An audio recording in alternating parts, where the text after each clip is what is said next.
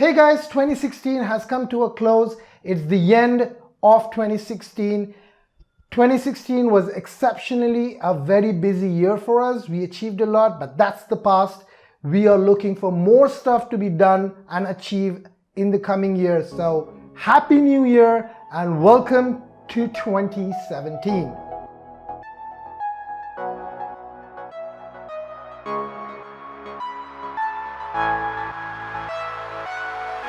Alright, with that out of the way, what up people, Musa the Geek back again with another video, and today we have the Lenovo Ideapad 500S, the 14-inch version with me.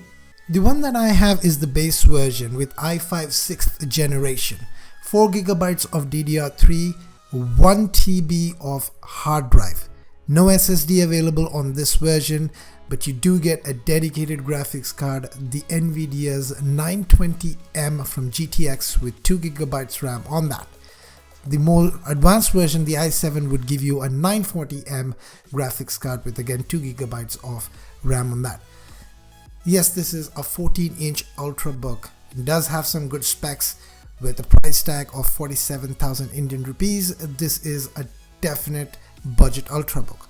And this in US would retail about $600 US, that is approximately $200 lower than the 13-inch Dell XPS.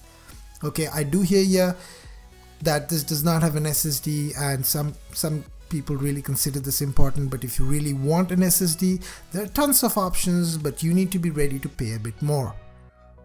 The first thing that you would see is the form factor. It's light with 1.7 kilograms to its weight and slim with just 20mm at its thickest place. The Ideapad 500S is a solid and an elegant looking device. We saw very little flex on the top of the ultrabook and in the keyboard section, with a bit more flex on the top section of the keyboard.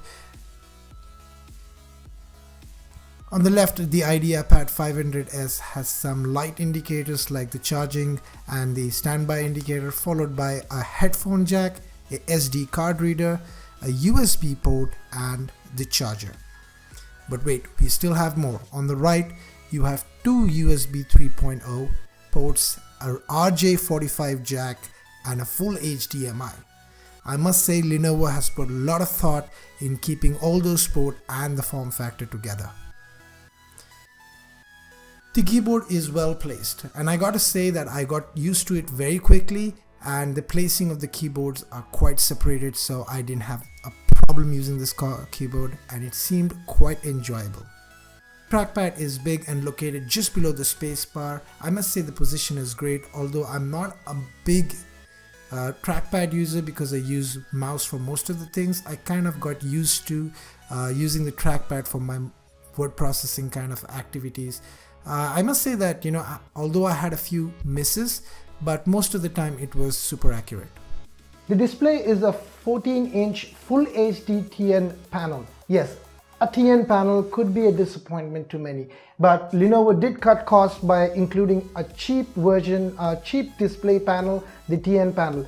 So the very first thing we all know is the TN panel has bad viewing angles, so you're going to expect very bad viewing angles. So this is one-on-one, face-to-face kind of interaction on the laptop, but if you go more than 50 degrees, you will not be able to see anything from there. So it's just one person laptop. The second thing that I also found disappointing about the TN panel used in this laptop or the ultrabook was it does not get bright enough.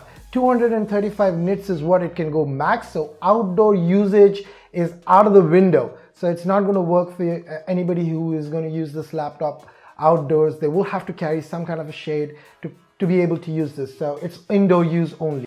We understand that Lenovo is trying to cut cost here, but what we don't understand is the battery life.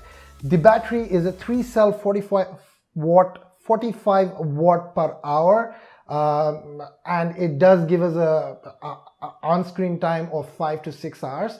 I personally use this device, and I was able to get on an extensive usage with full brightness on for about 5 hours. That's what I could get. The camera on the laptop, the front-facing camera, doesn't have a back camera because this is a ultrabook, it's a laptop, is media core. It can be used for Skype and kind of stuff. You know, other things like selfie, seriously, doesn't happen on ultrabooks. So if you need selfie, go buy a camera, I guess.